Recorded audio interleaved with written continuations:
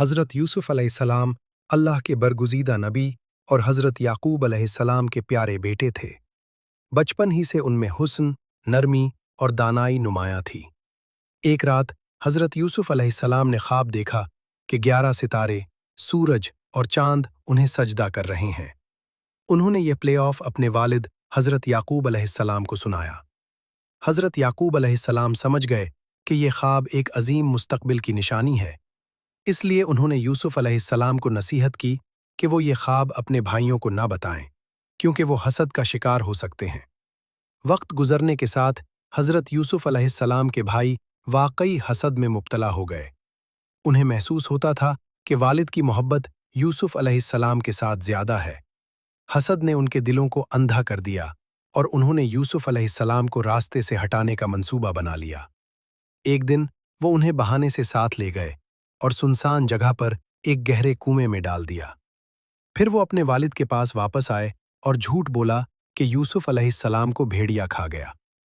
کنویں کی تاریکی میں حضرت یوسف علیہ السلام اکیلے تھے، مگر ان کا دل اللہ پر مکمل بھروسے سے بھرا ہوا تھا۔ اللہ نے ان کے دل میں یقین ڈال دیا کہ ایک دن سچ سب پر ظاہر ہوگا۔ کچھ عرصے بعد ایک قافلہ وہاں سے گزرا جس نے کنویں سے یوسف علیہ السلام کو نکالا اور انہیں مصر لے جا کر غلام بنا کر بیچ دیا۔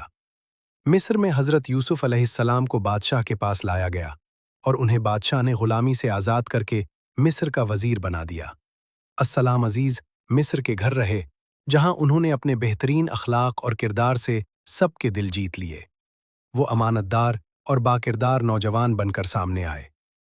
ایک سخت آزمائش کے وقت جب انہیں گناہ کی دعوت دی گئی تو انہوں نے صاف الفاظ میں کہا، میں اللہ سے ڈرتا ہوں، اور یوں گناہ کے بجائے قید کو ترجیح دی۔ حضرت یوسف علیہ السلام بے گناہ جیل میں ڈال دیے گئے، مگر وہاں بھی انہوں نے صبر اور اللہ پر یقین نہیں چھوڑا۔ جیل میں انہوں نے قیدیوں کے خوابوں کی درست تعبیر بتائی۔ سالوں بعد اللہ کے پورا مصر قحط سے بچ گیا۔ یوں حضرت یوسف علیہ السلام کو عزت اور اختیار ملا اور وہ مصر کے خزانے کے نگران بنا دیے گئے۔ قحط کے زمانے میں وہی بھائی جو کبھی حسد میں انہیں کنویں میں پھینک آئے تھے، آج ان کے سامنے مدد کے لیے کھڑے تھے۔ حضرت یوسف علیہ السلام نے بدلہ لینے کے بجائے معافی کو اختیار کیا اور فرمایا، آج تم پر کوئی ملامت نہیں، اللہ تمہیں معاف کرے۔ آخرکار حضرت یعقوب علیہ السلام اور پورا خاندان مصر آیا اور حضرت یوسف علیہ السلام کا بچپن کا خواب پورا ہوا۔